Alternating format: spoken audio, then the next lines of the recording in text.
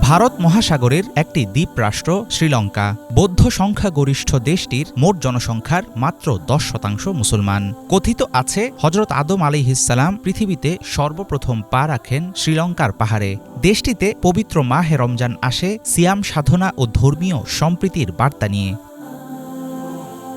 টাটকা ফল আর ফলের রসে তৈরি সরবেট দিয়ে ইফতার শুরু করেন শ্রীলঙ্কার মুসলমানরা। ইফতারে হালকা ধরনের খাবার খাওয়া এখানকার রীতি। অঞ্চল ও জাতিভেদে আছে খাবারের ভিন্নতা। সুগন্ধি মশলাদার আইটেমে শ্রীলঙ্কানদের জুড়ি মেলা ভার। শ্রীলঙ্কান ইফতারের তালিকায় খুবই জনপ্রিয় আইটেম আদিক রুটি নামের এক ধরনের রুটি। সঙ্গে থাকে নারকেল দুধ, মরিচ ও পুদিনা দিয়ে তৈরি তরকারি। কাঞ্জি নামের ভাত দিয়ে রান্না করা এক ধরনের বিশেষ জাউ বা স্যুপের আছে বেশ কদর।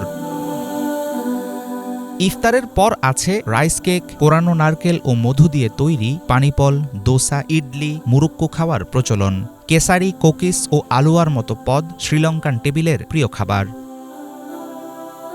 ইফতার টেবিলে থাকে সামোসা, বিরিয়ানি, পাকোড়ার মতো ঐতিহ্যবাহী খাবার। কখনো খাওয়া হয় ফালুদা, ফিরনি, জালেবি, মাসকাটের মতো নানা রকম মিষ্টির পদ। ভাত, ঝাল মাংসের তরকারি, ডাল, সবুজ সালাদ, মাল্যম ও ডুবো তেলে ভাজা লাল মরিচ খাওয়া হয় দেশটির সব অঞ্চলে।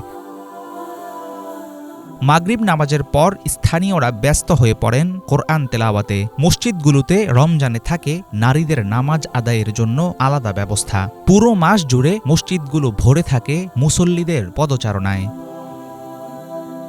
চলমান অর্থনৈতিক সংকট, জাতিগত কোন্দল ও অভ্যন্তরীণ নানা কারণে আগের মতো নেই রমজানের উৎসব মুখরতা। তবে ধীরে ধীরে সামলে ওঠার চেষ্টা করছে দেশটির প্রশাসন ও জনসাধারণ। সীমিত হলেও আসছে সাফল্য। এত কিছুর পরেও আনন্দ আর ক্ষুধাভীতির মধ্য দিয়েই কাটে শ্রীলঙ্কানদের রমজান।